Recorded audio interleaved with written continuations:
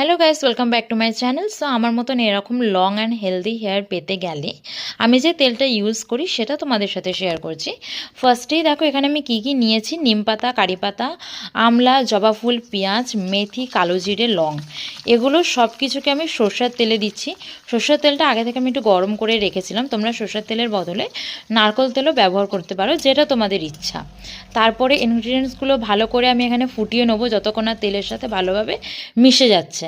যখন হয়ে যাবে তোমরা এটা ছাঁকনির মাধ্যমে বা একটা কাপড়ের মাধ্যমে তেলটা তোমরা ছেঁকে নিতে পারো।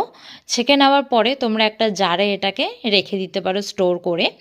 তারপরে লাগানোর আগে, মানে তেলটা লাগানোর আগে, মাথায় দেওয়ার আগে উষ্ণ একটু গরম করে নেবে, মানে জল একটু গরম করে তার মধ্যে বাটিতে তেলটা দিয়ে দিলেই হয়ে যাবে। তারপরে মাথায় লাগিয়ে পরের দিন সকালে তোমরা শ্যাম্পু করে নিতে পারো, যে শ্যাম্পু আর কি তোমরা ইউজ করো, যেটা তোমাদের সুবিধা। তো আমি এখানে এটা কাঁচের জারে একটু স্টোর করে রেখে দিচ্ছি। আরও এরকম ভিডিও পাওয়ার জন্য চ্যানেলটিকে সাবস্ক্রাইব করে রাখো। চলো আবার তোমাদের সাথে দেখা হচ্ছে, বাই।